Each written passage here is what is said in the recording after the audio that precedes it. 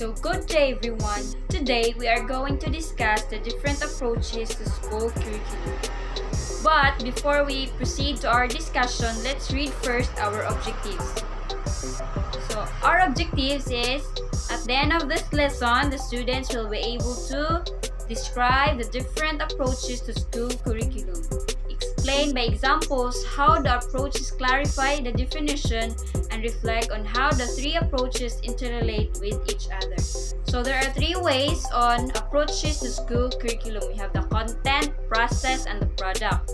So let's talk about the content. Content is the body of knowledge that we future educators will be teaching the students. Curriculum as a content refers to the topic outline, subject matter, or concepts to be included in the syllabus or a book. So there are four ways on presenting a concept: topical approach, concept approach, thematic approach, and modular approach. So topic approach, where much content is based on knowledge and experience are included.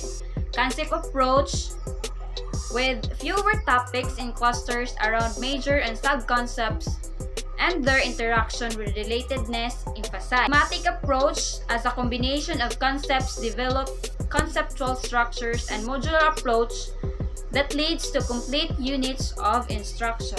Guide in content selection, we have significance, validity, utility, learnability, feasibility, interest. Content is commonly used in daily life. Content is appropriate to the maturity levels and the ability of learners. Content is valuable in meeting the needs and competence of the future career. Content is related to other subjects, fields, and discipline for complementation and integration. Content is important in the transfer of learning in other disciplines. So, principles of curriculum content, we have to familiarize the word basic, which means balance, articulation, sequence, integration, and continuity. So balance, significant content should be covered. Articulation, to assure no gaps, no overlaps in the content. And sequence, the pattern is usually from easy to complex. And integration, related or connectedness to other contents. And lastly, the continuity, constant repetition, enforcement, and enhancement of content are all elements of continuity. The process. So process, these are the procedures for us to be able to attain our goals.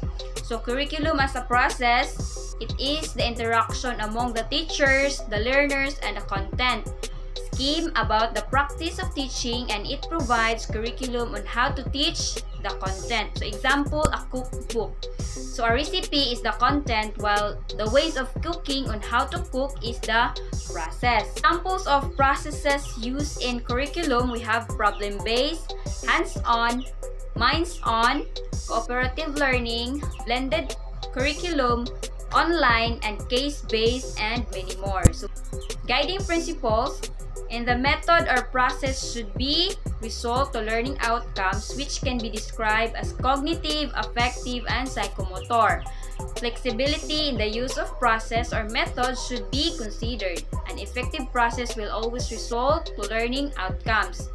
So both teaching and learning are two important processes in the implementation of curriculum.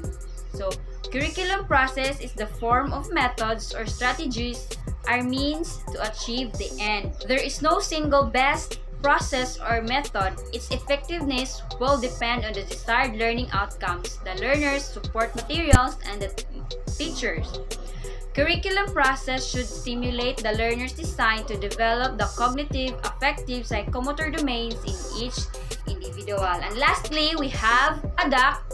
So product is what the students desire to achieve as a learning outcome. Curriculum as a product is what the students desire to achieve as a learning outcomes. The product of curriculum is the students equip the knowledge, skills, and values to function effectively and efficiently.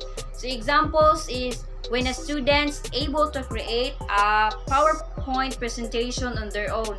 So in this stage, in this product, the students were now able to create on their own a PowerPoint presentation. To sum it up, these three approaches interrelate to each other because content provides materials on what to teach, while process provides curriculum on how to teach, and lastly, product is to achieve the learning outcome. So the bottom line is, if the process is not successful and related accordingly to each other, the content, then there is no learning outcome or product.